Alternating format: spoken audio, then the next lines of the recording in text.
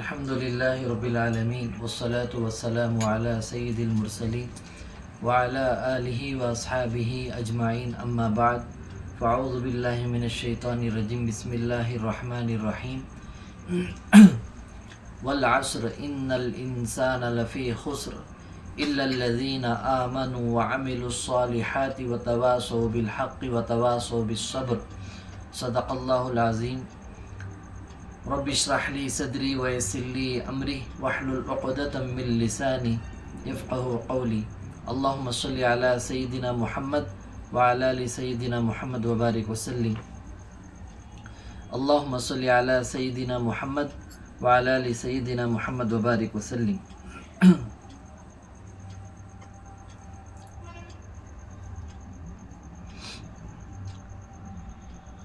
محترم معزز بزرگوں، دوستوں، مائیں اور بہنیں، آج کی اس مجلس میں جیسا کہ عربی تاریخ کے حساب سے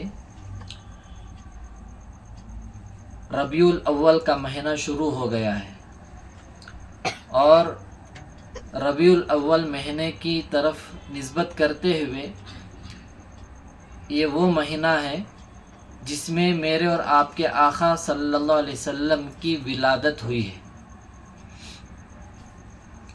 اور اسی مہینے میں میرے اور آپ کے آقا صلی اللہ علیہ وسلم وفات پائے ہیں۔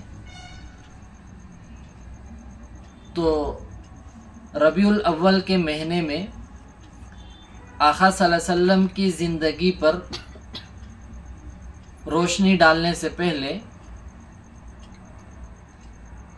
آپ صلی اللہ علیہ وسلم کے ازواج مطہرات کی زندگی میں سے، ان تمام ازواج مطہرات میں سے ام المؤمنین حضرت عائشہ صدیقہ رضی اللہ تعالی عنہا کے بارے میں انشاءاللہ آج کی اس مجلس میں مختصر جو ہے سیرت انشاءاللہ بیان کریں گے۔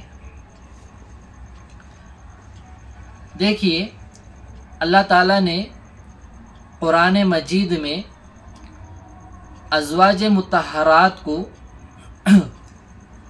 امت کی روحانی ماؤں کا لقب اللہ تعالیٰ عطا کیے ہیں،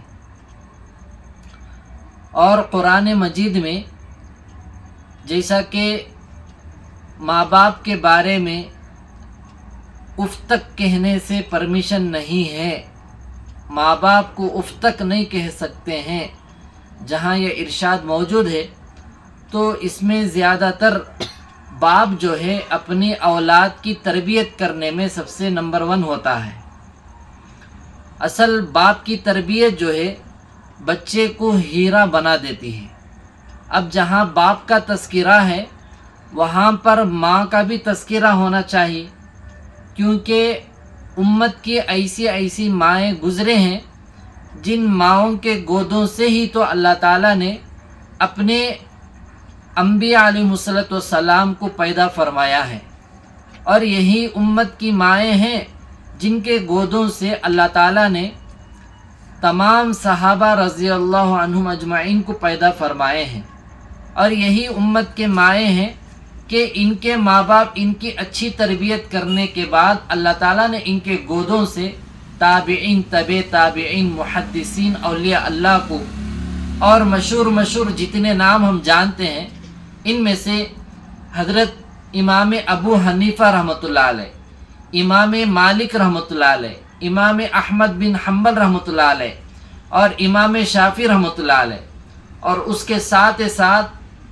اللہ والوں کے نام اگر دیکھیں گے، حضرت شیخ عبد القادر جیلانی رحمۃ اللہ علیہ، حضرت خواجہ معین الدین چشتی رحمۃ اللہ علیہ، حضرت شہاب الدین نقشبندی رحمۃ اللہ علیہ، حضرت بہاؤالدین سہروردی رحمۃ اللہ علیہ، اور اسی طریقے سے ان قریب کے اکابر کو اگر دیکھیں گے، ان میں سے حضرت مولانا قاسم نانوتوی رحمۃ اللہ علیہ، اور مولانا اشرف علی تھانی رحمۃ اللہ علیہ، امداد اللہ مہاجر مکی رحمۃ اللہ علیہ، مولانا رشید احمد گنگوہی رحمۃ اللہ علیہ، مولانا الیاس جی رحمۃ اللہ علیہ، مولانا یوسف جی رحمۃ اللہ علیہ، بہرحال یہ تمام وہ اکابر ہیں جن کو اللہ تعالیٰ نے امت کی ماؤں سے جو ان کے گودوں سے جو پیدا فرمائے ہیں، اس کی اصل وجہ یہی ہے کہ اللہ تعالیٰ ان کے ماں باپ کو وہ سمجھداری، وہ ہدایت، وہ توفیق عطا فرمائی تھی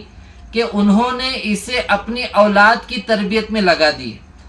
تو ان کی اولاد کی تربیت جیسا انہوں نے کیا تو اللہ تعالیٰ اس کا محنت کا پھل میٹھا ہوتا ہے کہتے ہیں۔ اسی طریقے سے اللہ تعالیٰ نے اس نتیجے میں اپنی اولاد کی صحیح تربیت کرنے کے نتیجے میں اللہ تعالیٰ نے ان کو ایسے پاک دامن اس امت کی ماؤں کے گودوں سے اللہ تعالیٰ نے ایسے عظیم شخصیات کو پیدا فرمائے ہیں۔ جیسا کہ سورہ عصر میں اللہ تعالیٰ ارشاد فرماتے ہیں والعصر ان الانسان لفی خسر، اللہ تعالیٰ فرماتے ہیں زمانے کی قسم، ان الانسان لفی خسر، تمام کے تمام انسان خسارے میں ہیں۔ اب آگے فرمایا وہ لوگ خسارے میں نہیں ہیں جو 4 کام کرنے والے ہیں، ایک آ کر ایمان لانا ہے، اور دوسرے نیک عمل کرنے والے سنت کے مطابق، اور تیسرے حق کی دعوت اچھے طریقے سے آپس میں ایک دوسرے کو دیتے ہوں، اور اسی طریقے سے مصیبتوں کے آفتوں کے آنے پر صبر کی تلقین کرتے ہوں۔ تو یہ 4 لوگوں کے علاوہ پوری دنیا کے رہنے والے انسان خسارے میں ہیں۔ اب یہاں پر جو اصلاحی جو مجلس ذکر کی جو شروع ہوئی ہے، یہ بھی وہی چیزوں میں سے آتے ہیں۔ نمبر ایک تو یہاں سب جڑنے والے، کلمے والے، ایمان والے ہیں، جیسا کہ الا الذین آمنوا۔ پھر دوسری صفت کیا ہے، دوسری بات کیا ہے جو خسارے میں نہیں بلکہ فائدے میں ہے، وعملوا الصالحات، سنت کے مطابق نیک اعمال کو کرنے والے۔ اب یہاں جڑنا اور دین کے تعلق سے اصلاحی گفتگو کا کرنا، سننا، بولنا، یہ بھی نیک عمل ہے اور سنت کے مطابق۔ اور اسی طریقے سے جب آفتیں، مصیبتوں کا سامنا کرنا پڑتا ہے تو اس وقت میں صبر کی، اللہ کی مدد کے ساتھ صبر کرتے ہیں، تلقین کرتے ہیں، ایک دوسرے کو آپس میں سمجھاتے ہیں۔ اور چوتھی بات حق کی دعوت دینا اور راہ حق کی آپس میں اس کی تلقین کرتے ہوئے اس کے بارے میں جد و جہد کرنا۔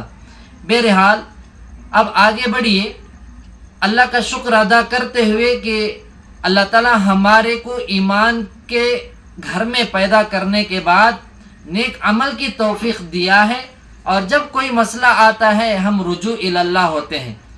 اور آگے بڑھتے ہوئے اللہ کے نبی صلی اللہ علیہ وسلم کی زندگی میں سے حضرت عائشہ رضی اللہ تعالیٰ عنہ کے بارے میں کچھ ضروری باتیں یاد رکھیں کہ ان کی زندگی کے کچھ حالات کو، واقعات کو اگر ہمیں غور و فکر سے سنیں گے اپنے زندگی میں انشاءاللہ اسے لانا ہے۔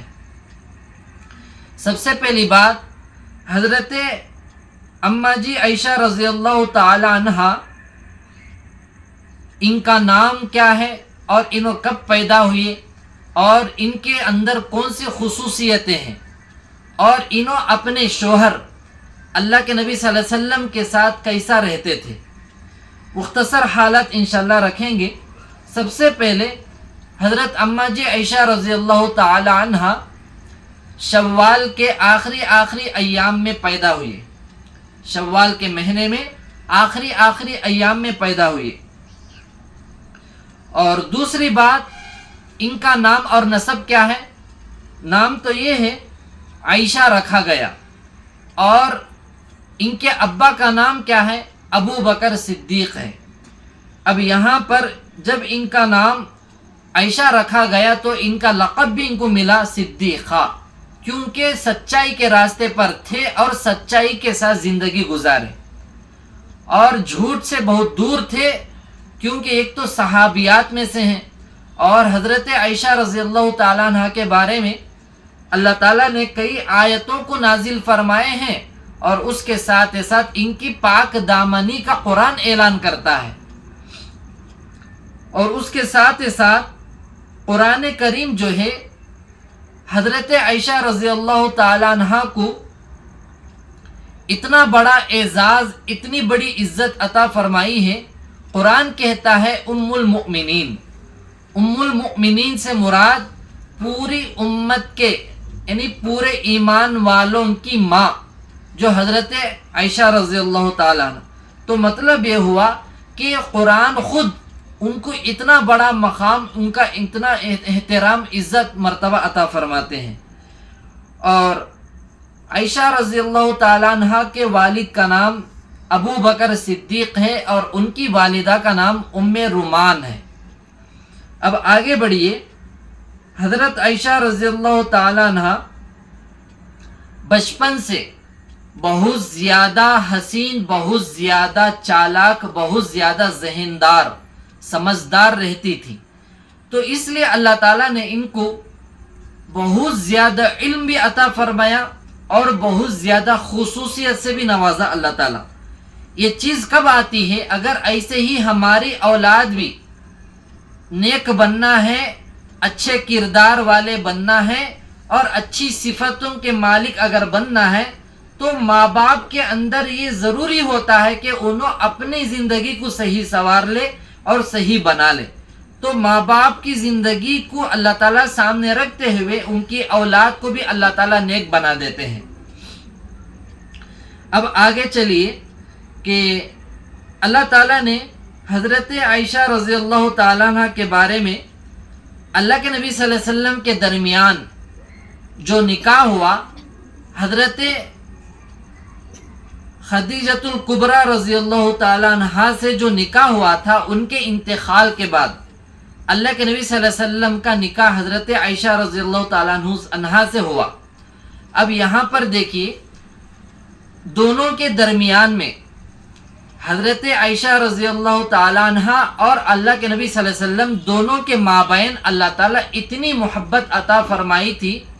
ایک مرتبہ ایسا ہوا کہ کسی جگہ سفر میں کسی میدان میں جا رہے تھے، تو اچانک اس وقت میں اللہ کے نبی صلی اللہ علیہ وسلم نے فرمایا چلو ہم آپس میں دونوں دوڑ کریں گے، دوڑیں گے، کون فسٹ اس کے آخر تک، یعنی یہ کونے سے وہ کونے تک سفر کر رہے تھے۔ اچانک ایک بہت بڑا میدان آیا، تو یہ میدان کی اسٹارٹنگ سے لے کر وہ ختم ہونے تک کون فسٹ آئیں گے، آپس میں دوڑ لگائیں۔ حضرت اماں جی عائشہ رضی اللہ تعالیٰ عنہ عمر میں کم تھی اور پھرتیلی تھی، یعنی مطلب دبلے تھے، تو دوڑ لگائی تو عمدن اللہ کے نبی صلی اللہ علیہ وسلم اپنے آپ کو تھوڑا آہستہ کر لیے، تو حضرت عائشہ رضی اللہ تعالیٰ عنہ آگے پہنچ گئی، فسٹ آ گئی۔ اب پھر آگے کیا ہوا، چند وقفے کے بعد وہاں سے پھر دوبارہ گزر ہوا، تو اس وقت میں حضرت اماں جی عائشہ رضی اللہ تعالیٰ عنہ کچھ عمر بڑھ گئی تھی اور تھوڑا بھاری ہو گئے تھے، تو دوبارہ یہ ارادہ کرے اللہ کے نبی صلی اللہ علیہ وسلم اور انہوں آپس میں کہ اب ہمیں دوڑ لگائیں گے کہ کون فسٹ آتے ہیں دیکھیں گے۔ تو اس کنارے سے پھر دوڑ لگائے، تو حضرت اماں جی عائشہ رضی اللہ تعالیٰ عنہ ظاہر ہے کہ تھوڑا بھاری ہو گئے تھے، تھوڑا جسم بھاری ہو گیا تھا، تو انہوں پیچھے رہ گئے، اللہ کے نبی صلی اللہ علیہ وسلم آگے ہو گئے اور انہوں فسٹ آ گئے۔ تو فوراً اپنے اہلیہ کی طرف دیکھ کر فرمایا اس سے پہلے تم جیتے تھے، اب میں جیتا ہوں، تو اس کا یہ بدلہ ہے۔ تو اللہ کے نبی صلی اللہ علیہ وسلم اپنے ازواج مطہرات کے ساتھ جو سلوک کرتے تھے، جو رویہ اپناتے تھے، جو کردار اپناتے تھے، اس سے پتہ چلتا ہے کہ آپس میں دلی محبت کتنی تھی اور کیسا انداز اپناتے تھے۔ آج کل کیا ہوتا ہے، بات کوئی بیوی کی ہوتی ہو، شوہر اسے سمجھتا ہی نہیں ہے، بس بغیر سمجھے کہ آپس میں بات چیت بڑھ جاتی ہے، جھگڑے ہوتے ہیں، مار پیٹ ہوتی ہے۔ ہاں، بعض جگہ شوہر کی بات کو بیوی سمجھتی ہی نہیں ہے، بیٹیاں سمجھتے نہیں، بہنیں نہیں سمجھتے ہیں، تو اچانک سمجھے بغیر غلط فہمی میں آتے ہیں، بدگمانی میں آتے ہیں، چلو یہاں پر جھگڑے ہو جاتے ہیں۔ تو ہماری زندگی کو ہمیں صحیح معنی میں شریعت کے مطابق گزارنا ہے، تو ہمیں سب سے پہلے دیکھو اللہ کے نبی صلی اللہ علیہ وسلم اور حضرت اماں جی عائشہ رضی اللہ تعالیٰ عنہ دونوں آپس میں کیسا زندگی گزارے ہیں، کیسا زندگی بسر کرے ہیں۔ تو دونوں کی باتوں کو دیکھیے، دونوں کی زندگی کو دیکھیے. جب بھی کوئی معاملہ پیش آتا، جب بھی کوئی مسئلہ پیش آتا تو اسے کیسا آپس میں بیٹھ کر دل بہلاتے تھے اور دل جوئی کے لیے ایک دوسرے کو معاف کرتے تھے، ایک دوسرے کو ساتھ دیتے تھے. تو یہ واقعے سے پتہ چلتا ہے کہ اپنی بیوی کی خواہش کے لیے اللہ کے نبی صلی اللہ علیہ وسلم اپنی بیوی کی خواہش تمنا پوری کرنے کے لیے اس وقت میں ابداً پیچھے ہٹ کر بیوی کو آگے بڑھا دیا. تو اس سے سبق ملتا ہے، کوئی ایسا مسئلہ ہمارے سامنے آ جائے تو ہمیں اپنے آپ کو پیچھے کرتے ہوئے اپنی بیوی کو آگے کرنا شریعت کے حدود میں. تو اس میں اپنی اہلیہ کی اور بھائی بہنوں کی، ماؤں کی دل بہلائی ہوتی ہے، دل کی خوشی ہوتی ہے. تو یہاں یہ سبق ملتا ہے. تو یہ چھوٹے سے واقعے سے یہی سبق ملتا ہے کہ ہمیں اپنے ازواج مطہرات جو جن کی مائیں بہنیں گھروں میں رہتے ہیں، بیویاں، ان کے لیے، ان کے دل بہلائی کے لیے ہمیں جو ہے آپس میں جس طریقے سے رہنا ہے رہ سکتے ہیں، شریعت کے حدود میں رہتے ہوئے. اب آگے بڑھیے. ایک تو یہاں پر آپ دیکھے ہیں کہ اللہ کے نبی صلی اللہ علیہ وسلم اپنے وائف کو آگے بڑھا کر ان کا دل خوش کر دیا. اور اسی طریقے سے حضرت اماں جی عائشہ رضی اللہ تعالیٰ عنہ، ٹیکے کے بغیر نہیں ہوتا، تمہارے کمر میں درد آئے گا تمہارے. جی بہرحال حضرت اماں جی عائشہ رضی اللہ تعالیٰ عنہ ایک مرتبہ فرماتے ہیں، خود فرماتے ہیں، اور ایک بہت بڑے بزرگ گزرے ہیں جو نقل کرتے ہیں کتاب کے اندر، مستدرک حاکم اور طبقات ابن سعد رحمہ اللہ، فرماتے ہیں کہ حضرت عائشہ رضی اللہ تعالیٰ عنہ فرماتے ہیں کہ میرے اندر 9 ایسے خوبیاں ہیں جو کسی میں بھی نہیں ہیں، بلکہ امت میں اللہ کے نبی صلی اللہ علیہ وسلم کے دیگر ازواج مطہرات کے ساتھ ساتھ پوری امت کے ماؤں میں وہ 9 صفتیں، وہ 9 خوبیاں نہیں ہیں جو میرے اندر ہیں. اب یہاں پر معلوم ہوتا ہے کہ اللہ تعالیٰ نے حضرت عائشہ رضی اللہ تعالیٰ عنہ کا مقام کتنا بڑا اور اونچا کرا ہے. 9 خوبیاں ایسے ہیں جو کسی امت میں کسی ماں کو، کسی بیوی کو، کسی بہن کو یہ نصیب ہو کر نہیں ہے. اور حالانکہ دیگر ازواج مطہرات جو تھے آپ صلی اللہ علیہ وسلم کے، ان کے اندر بھی یہ خوبیاں نہیں تھے، یہ خصوصیت نہیں تھے.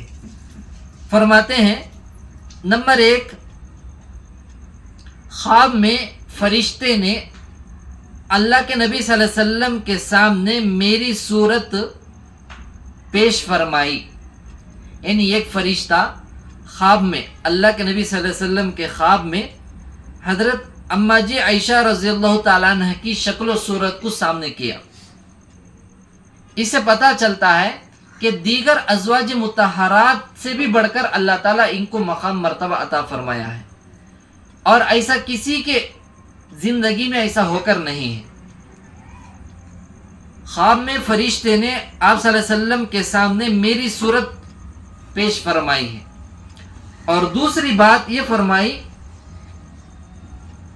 7 سال میں اللہ کے نبی صلی اللہ علیہ وسلم سے میرا نکاح ہوا. انہیں چیخیں مارتا ہے. جی موسم ٹھنڈا تو ہے. جی دوسری صفت، دوسری خصوصیت فرماتے ہیں کہ میری عمر جب 7 سال کی تھی، اس عمر میں میرا نکاح اللہ کے نبی صلی اللہ علیہ وسلم کے ساتھ ہوا. یہ دوسری خصوصیت. اور تیسری خصوصیت فرماتے ہیں 9 برس کے جب انہوں ہوئے تو جب رخصتی ہوئی، نکاح ہوا 7 سال کی عمر میں اور رخصتی ہو رہی ہے 9 سال کی عمر میں. اور چوتھی فرماتے ہیں کہ امہات المؤمنین میں میرے سوا کوئی بیوی اللہ کے نبی صلی اللہ علیہ وسلم کے نکاح میں جو بھی تھے، کنواری نہیں تھی.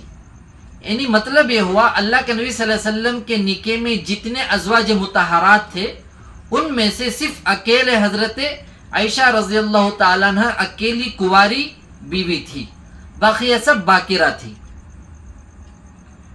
اور پانچویں صفت خصوصیت امتیازی باتوں میں سے فرماتے ہیں کہ امہات المؤمنین میں سے صرف میرے بستر پر قرآن مجید نازل ہوتا تھا.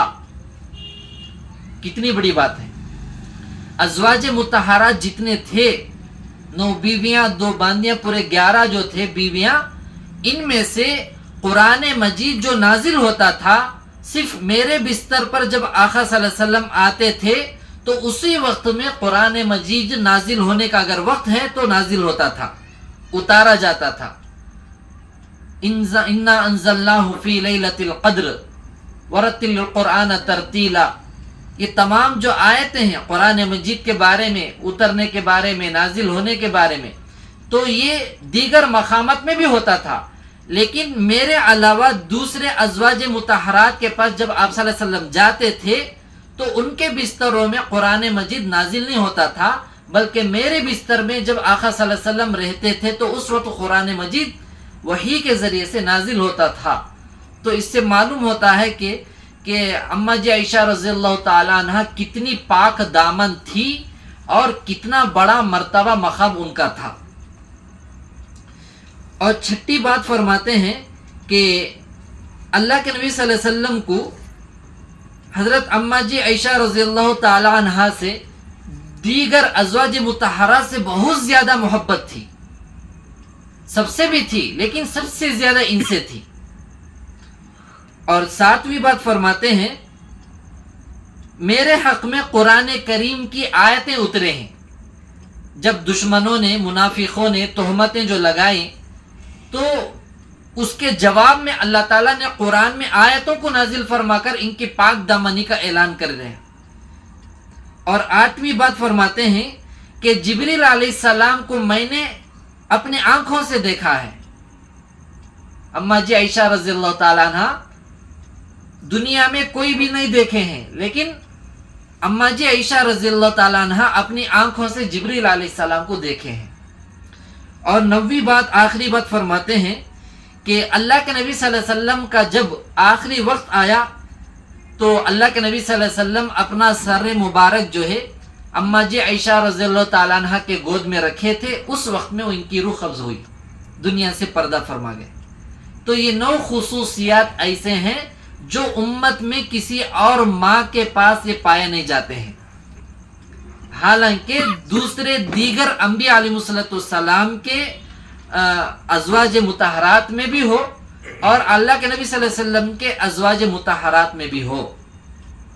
یہاں یہ سبق ملتا ہے کہ اللہ تعالیٰ مستورات کو، مرد حضرات کو جو خود اپنے اندر پاک دامنی، عصمت اور عزت کی حفاظت خود کرتے ہیں اور اللہ کا ڈر اپنے دلوں میں رکھتے ہیں، تو اللہ تعالیٰ فرشتوں کا جو سردار ہے جبرائیل علیہ السلام کو بھی دکھا دیتا ہے اور ان کے حق میں پاک دامنی کے بارے میں قرآن اعلان کرنے کے آیتوں کو نازل کر چکا ہے اللہ تعالیٰ.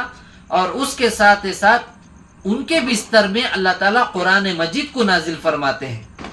تو یہاں سبق یہی ملتا ہے کہ ہمیں بھی یہ ارادہ کرے کہ ہماری زندگی میں نمازوں کی پابندی کے ساتھ، گناہوں سے بچتے ہوئے، بدگمانی سے، بد نظری سے، بد نگاہی سے، غیبتوں سے، چغلیوں سے، نفاق سے، حسد سے، بغض سے اور کینے سے، کفر سے، شرک سے، بدعت سے، یہ تمام چیزوں سے ہمیں بچتے رہیں گے اور اس کے ساتھ ہر ہمیشہ اللہ کو حاضر و ناظر سمجھتے ہوئے زندگی گزاریں گے تو اللہ تعالیٰ ضرور زندگی میں سینکڑوں نہیں، ہزاروں نہیں، لاکھوں کے برکتوں کو اتار دیتے ہیں، لاکھوں کے برکتوں.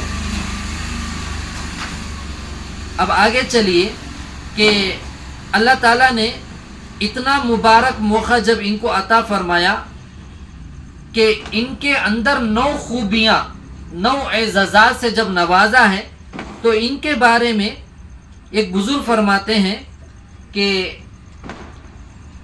حضرت اما جی عائشہ رضی اللہ تعالیٰ عنہ علم میں بہت آگے بھی تھے، علم میں بہت آگے بھی تھے، فقاہت میں بھی بہت آگے تھے۔ ایک صحابی فرماتے ہیں، حضرت ابو موسیٰ اشعری رضی اللہ تعالیٰ عنہ فرماتے ہیں، جب کوئی کٹھن مسئلہ پیش آ جاتا تو ہمیں فوراً اما جی عائشہ رضی اللہ تعالیٰ عنہ سے رجوع ہوتے تھے، اور رجوع ہونے کے بعد وہ مسئلہ حل ہو جاتا تھا۔ تو اس سے معلوم ہوتا ہے کہ بہت بڑے بڑے صحابہ بھی اما جی عائشہ رضی اللہ تعالیٰ عنہ سے مسئلے مسائل اور احادیثوں کو پڑھا ہے، سنا ہے۔ آج کے دور میں سمجھنے کے لیے اتنا کافی ہے کہ پوری دنیا میں انبیاء کو چھوڑ کر، صحابہ کو چھوڑ کر، تابعین سے لے کر قیامت کی صبح تک پورے دنیا کے اللہ والوں کو، پورے دنیا کے محدثین کو، پورے دنیا کے مفتیوں کو ایک پلڑے میں رکھ کر حضرت اما جی عائشہ رضی اللہ تعالیٰ عنہ کا ایک پلڑے میں صرف ان کی کوئی زندگی کا ایک عمل رکھ دیتے ہیں تو یہ پلڑا بھاری ہو جائے گا۔ تو اتنا بڑا مقام اما جی عائشہ رضی اللہ تعالیٰ عنہ کا اللہ تعالیٰ نے عطا فرمایا، کیونکہ اللہ تعالیٰ نے ان کے اوپر خصوصی رحمتوں کا نزول اس لیے فرمایا کہ ان کی والدہ ام رومان رضی اللہ تعالیٰ عنہ نے ان کی تربیت اس طریقے سے کی تھی۔ تو اس لیے آج کی اس مجلس میں آپ لوگ یہ ارادہ کریں، ہماری زندگی کو ہمیں صحیح معنی میں پابند بنانا ہے۔ اور اما جی عائشہ رضی اللہ تعالیٰ عنہ کی وفات کب ہوئی کہ کتاب میں بات ملتی ہے 50/8 ہجری کو رمضان مبارک کے 17 تاریخ کو سخت بیمار ہو گئی، اور اس کے بعد عشاء کی نماز پڑھنے کے بعد، وتر کی نماز پڑھنے کے بعد انتقال ہو گیا 17 رمضان کو 50/8 ہجری میں۔ اب یہ جو ہے باتیں جو بتائی گئی ہیں، اس کے اندر ہمارے کو پاک دامنی اور ان کی کتنی زندگی خوبیوں سے بھری ہوئی۔ آخر میں قصے کو آپ سن لیجئے۔ ہمارے بزرگوں میں سے ان قریب دلی کے اندر ایک بزرگ گزرے ہیں، حضرت شیخ عبدالحق محدث دہلوی رحمۃ اللہ علیہ۔ انہوں نے ایک واقعہ لکھے ہیں، ایک مرتبہ دلی کے اندر قحط سالی ہو گئی، قحط سالی، بارش رک گیا اور اناج کھیتی باڑی پورے بنجر علاقہ ہو گیا، پورا دلی پریشان، بارش رک گئی۔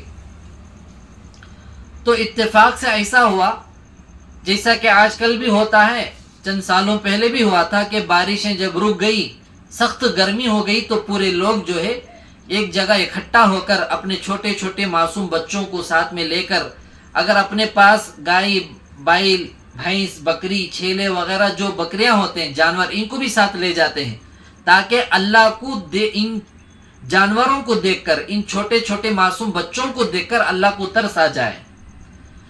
اسے کہتے ہیں استسقاء کی نماز۔ یہ پڑھنے کے لیے دلی میں اکٹھا ہوئے، صبح سے لے کر شام تک 2 رکعت نماز پڑھے، گڑ گڑا کر دعائیں مانگ رہے ہیں، دعائیں قبول نہیں ہو رہے ہیں۔ بہت دیر کے بعد اچانک وہاں پر جو سفر کرنے والے روڈ سے جا رہے تھے، ایک سواری گزرتی تھی اونٹ پر، تو وہ سواری کو روک کر ایک نوجوان آیا، آ کر پوچھنے لگا، ارے اتنے بڑے لوگ یہاں جمع ہو گئی، کیا بات ہے؟ کیا کوئی پروگرام ہے؟ تو کہا نہیں، بارش ہے، بارش نہیں ہو رہی ہے، کئی سالوں سے دلی میں قحط سالی کا شکار ہو چکے ہیں، اس لیے پورے مل کر بارش کو طلب کرنے کے لیے اللہ کے یہاں دعا استغفار کرنے کے لیے جمع ہوئے ہیں۔ کیا نہیں معلوم اللہ سب سے ناراض ہے، بارش نہیں ہو رہی ہے، کسی کی بھی دعا قبول نہیں ہو رہی ہے، ہم سب بے بس ہو چکے ہیں، شام کا وقت ہو چکا ہے۔ تو اس وقت اس نوجوان نے کہا، آپ بھی دعا کرے ہیں تو میں بھی کر لیتا ہوں، دیکھیں گے اللہ تعالیٰ کس کی دعا قبول کرتے ہیں۔ یہ جیسی فرمایا تو اب لوگوں نے دیکھا، چلو بھائی ہمیں سب دعا کر کے تھک گئے، یہ نوجوان تو دعا کرے۔ اللہ دعا قبول فرما کر بارش برساتے ہیں. دیکھیں وہ نوجوان جس سواری سے اترا تھا اس سواری کے پاس جا کر اس طرف کھڑے ہو کر دعا مانگا، فوراً بارش شروع ہو گئی. تو تمام کا تمام ہزاروں کا لاکھوں کا مجمع حیران. ارے وہ نوجوان کون سا ایسا عمل زندگی میں کرتا تھا کہ اللہ اس کی دعا قبول فرما لیا. اللہ والے ہیں، علماء ہیں، مفتیان اکرام ہیں، لیکن دعا قبول نہیں. اس نوجوان کی دعا قبول ہو گئی.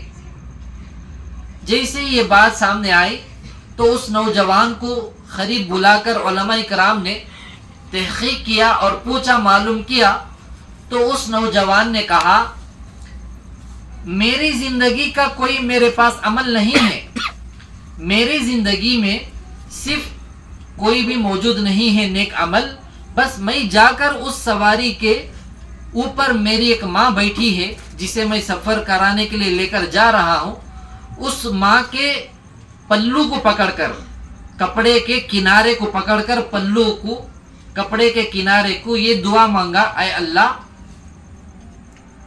میری وہ ماں ہے جو زندگی میں کوئی گناہ کر کے نہیں ہے، میری وہ ماں ہے جو اتنی زیادہ تہجد گزار، اتنی زیادہ پاک دامن، گناہوں سے توبہ اور استغفار کرنے والی اور سنتوں پر چلنے والی. اگر تجھے اس کی عبادتیں، اس کی پاک دامنی تجھے پسند ہے تو اس کا پلو پکڑ کر میں ایک کنارہ کپڑے کا اوڑھنی کا پکڑ کر دعا کر رہا ہوں، اس کے طفیل میں، اس کے وسیلے سے تو دعا قبول فرما کر بارش برسا دے. تو ذرا سوچئے کہ اللہ تعالیٰ وہ مائیں جو زمین کے اوپر اللہ کی رحمت بارش کی شکل میں جو برستی تھی، جو رک گئی تھی، ایسی رحمت کو ایسی ماؤں کے وسیلے سے دعا مانگنے پر اللہ تعالیٰ وہ رحمتیں اتارتے ہیں. تو کیا ایسی پاک دامن عورتیں اپنے گھروں میں اگر بن جائیں گی، کیا گھروں کے اندر برکتیں، رحمتیں، محبتیں نہیں آئیں گی؟ 100% آ سکتے ہیں. تو اس سے سبق ملتا ہے کہ آدمی جتنا پاک دامن رہتا ہے، مستورات جتنی پاک دامن رہتے ہیں، اللہ تعالیٰ ان کی دعاؤں کو رد نہیں کرتے ہیں، ان کی دعاؤں کو اللہ رد نہیں کرتے ہیں. یہ واقعے کو نقل کر کے بڑے بڑے اللہ والے کتاب میں حیران ہیں کہ آخر اللہ اس بندی کا جو عمل تھا زندگی بھر اللہ کے یہاں کتنا زیادہ مقبول اور کتنا زیادہ پسندیدہ ہوگا. اس لیے یہاں پر جتنے بھی مائیں اور بیٹے ہیں، بہنیں، یہ ارادہ کرے کہ اللہ تعالیٰ ہر جگہ حاضر و ناظر ہے. ایسا نہیں کہ شوہر گھر میں ہے، باپ گھر میں ہے، بہن گھر میں ہے تو ہمیں اچھے رہنا ہے. باپ کی غیر موجودگی میں بدل گئے، شوہر کی غیر موجودگی میں بدل گئے، بھائیوں کے غیر موجودگی میں بدل گئے.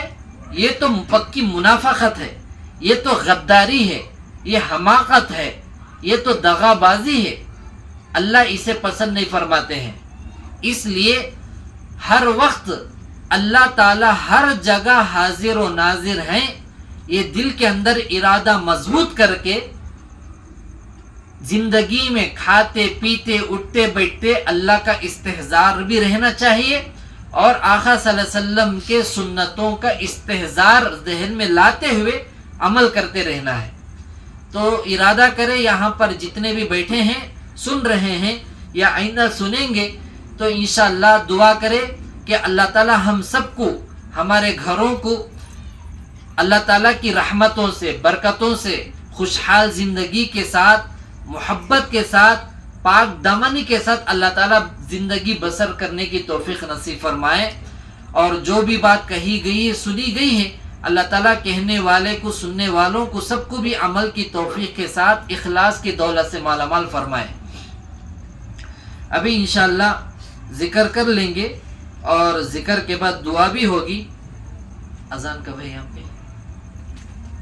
8 بجے ہے. 8 بجے ایک جگہ ہے جی. 7:45 ایک جگہ. جی.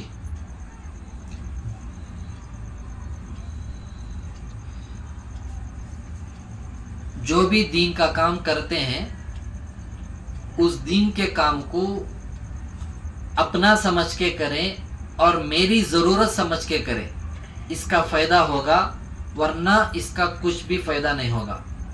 اللہ کی رضا کے لیے کرنے والے بنے۔ اور آج کل آپ لوگ ربیع الاول کا مہینہ چل رہا ہے، یہ بات یاد رکھیں، اللہ کے نبی صلی اللہ علیہ وسلم ربیع الاول میں پیدا ہوئے ہیں اور وفات جو پائے ہیں وہ بھی ربیع الاول میں پائے ہیں، لیکن بعض لوگ جو ہے میلاد جو مناتے ہیں یہ کون سے کتابوں سے لے کر مناتے ہیں اللہ جانے، وہ کون سی حدیث میں آیا ہے اور وہ کون سے علماء بولے ہیں اللہ جانے۔ اگر کوئی بولے ہیں انہوں جھوٹے ہیں۔ کیوں؟ اللہ کے نبی صلی اللہ علیہ وسلم جو پیدا ہوئے ہیں وفات کی تاریخ پکی ہے، 12 ربیع الاول کو اللہ کے نبی صلی اللہ علیہ وسلم کی وفات ہو گئی، یہ بات پکی ہے۔ کیوں؟ اس وقت میں شریعت، قرآن، حدیث سب موجود تھے، لیکن اللہ کے نبی صلی اللہ علیہ وسلم کے پیدا ہونے کی تاریخ نہیں ہے۔ پیدا ہونے کی 3-4 تاریخیں ہیں، ایک 9 کو ہے، 11 کو ہے، 12 کو ہے۔ تو یہ 3-4 جو تاریخیں ہیں، یہ تاریخیں جو ہے اللہ کے نبی صلی اللہ علیہ وسلم کو نبوت سے نوازنے سے پہلے ہیں۔ تو جب اس میں اختلاف آ گیا ہے تو ہمیں جو ہے اس پر عمل نہیں کر سکتے ہیں۔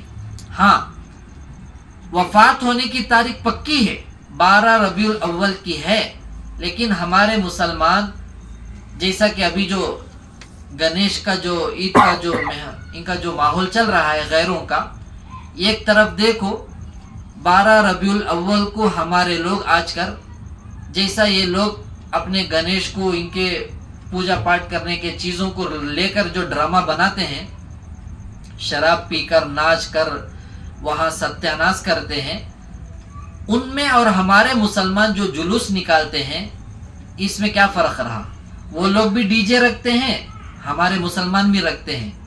تو ان باتوں کو میں یہاں اس لیے تذکرہ کر رہا ہوں کہ جو بھی اس بات کو سن رہے ہیں، نبی کو خوش کرنے والے کام کرنا ہے، نبی کو ناراض کرنے والے کام کریں گے، ایدی پایا آدھی پایا انتا پایا، ایسا ہی ہو جائے گا۔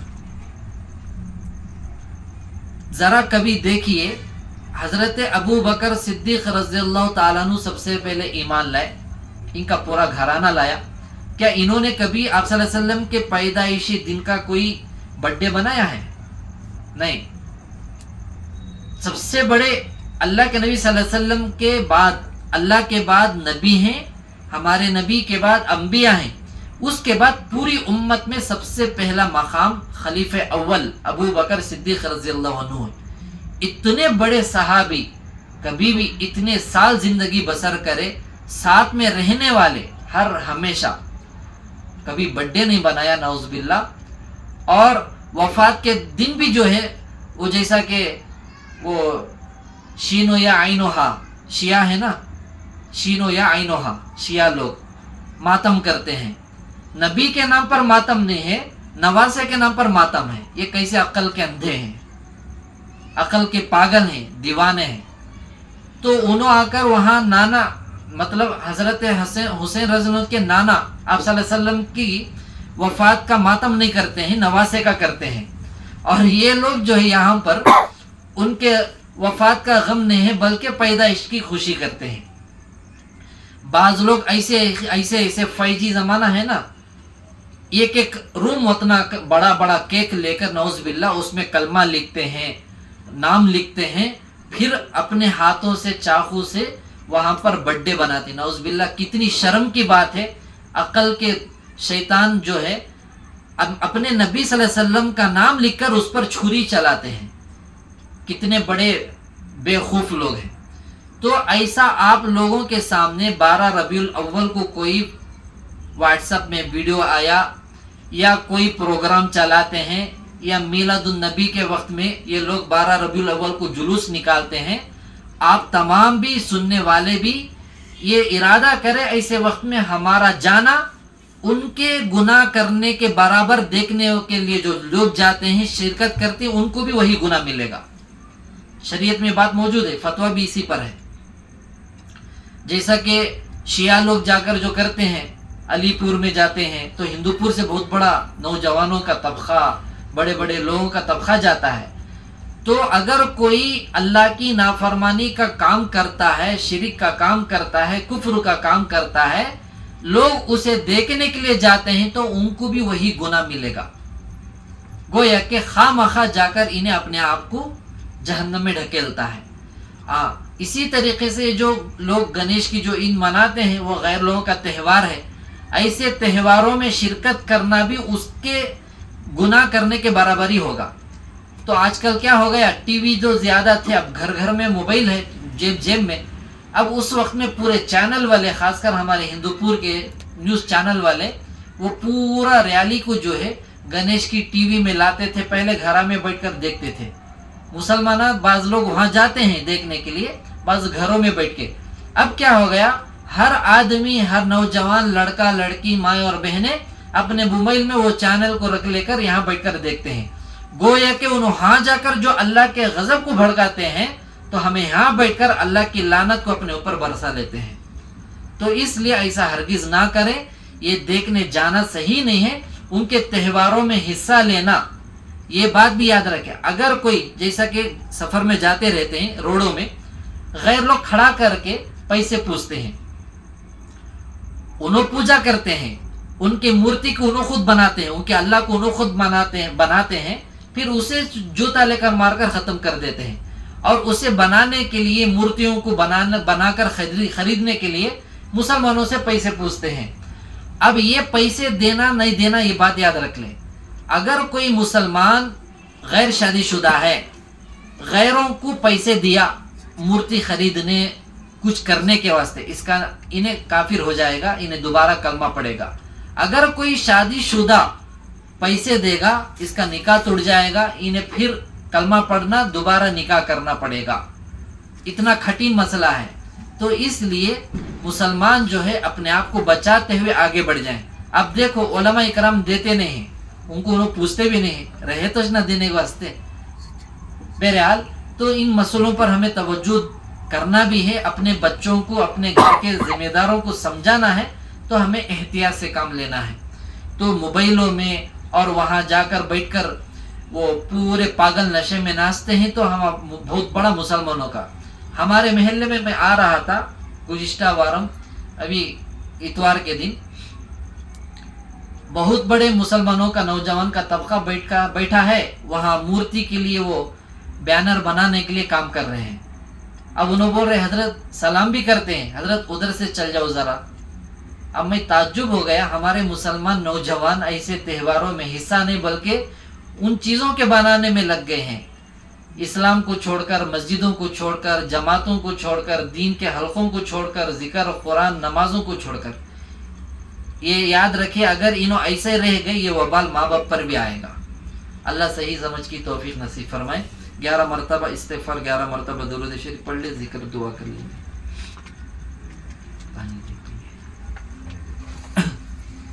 رہنے دعا ذکر ایک جنے جاؤ، دو جنے جاؤ، تو چھوڑا نماز بس.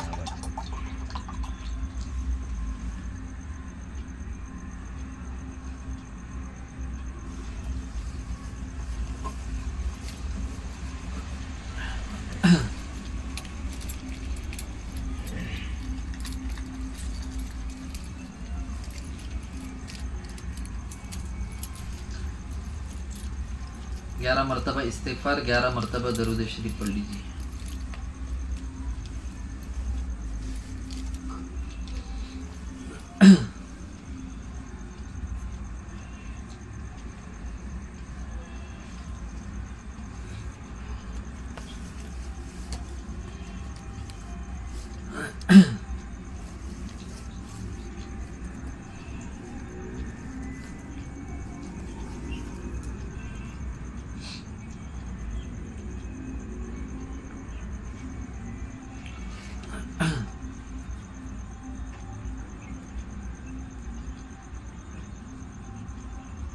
بسم اللہ الرحمن الرحیم. سبحان اللہ والحمد للہ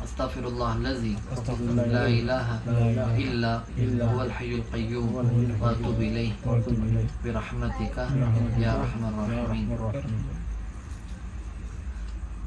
مذکورات اور مرد حضرات جو ہے آج کل زیادہ موبائلوں میں وقت بیکار کر رہے ہیں، تو اس لیے آخر درجے میں اتنا تو کرے کہ علماء حق کے جو بیانات ہوتے ہیں ان کو ہمیں بغیر موبائل میں گیم کھیلے کے اور ٹک ٹاک، انسٹاگرام، فیس بک میں وقت برباد کرے بغیر اپنے موبائلوں میں علماء کرام کے بیانات سن لے بہتر ہے، یا قرآن سن لے، یا ذکر کے حلقے جو چلتے ہیں تو وہ اس میں تو شرکت کر لے، اس کا بہت فائدہ ہو جائے گا۔